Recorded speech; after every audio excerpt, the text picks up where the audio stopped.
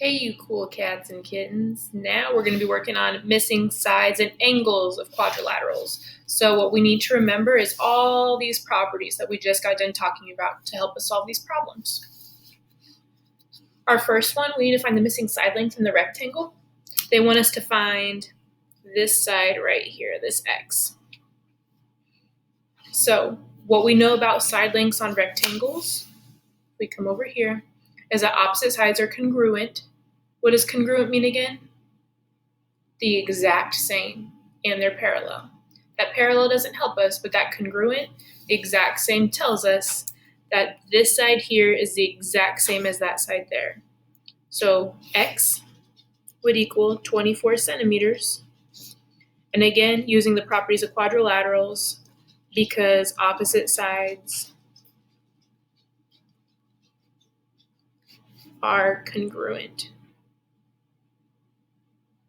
They're the same.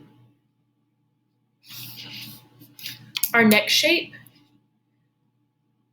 I am not sure if that's a trapezoid. I don't think it is because it doesn't have the parallel markers on it.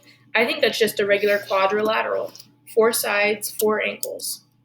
And here, they want us to find angle D. So if we go back to our quadrilaterals, we know that those 4 angles need to equal 360 degrees total. So that means that all these should equal 360. So if I start with that 360 degrees, I can first subtract that 120,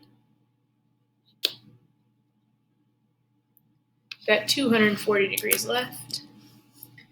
I can subtract the 95.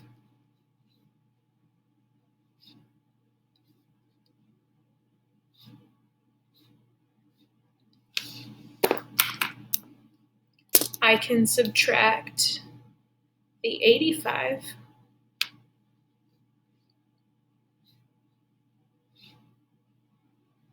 And that would give me that this missing angle D is 60 degrees. You could also add those 3 up and subtract it from 180. That would also work.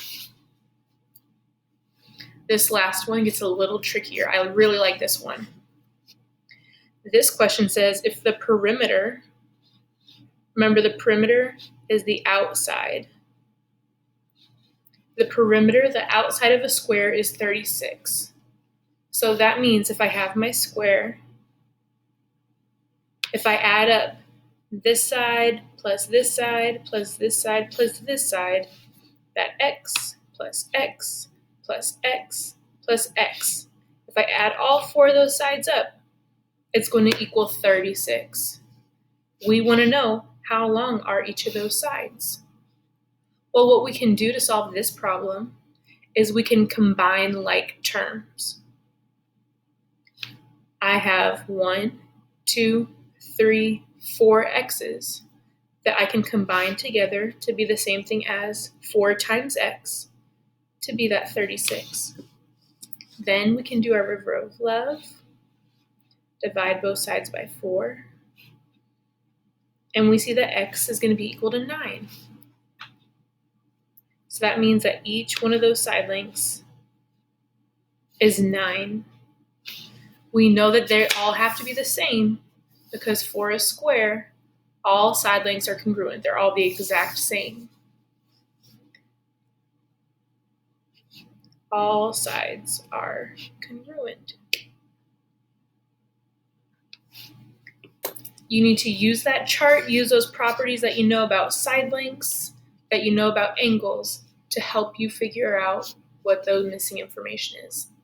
As always, if you have questions for us, please send us an email. We'd love to hear from you. Or go ahead and work on the activity for this.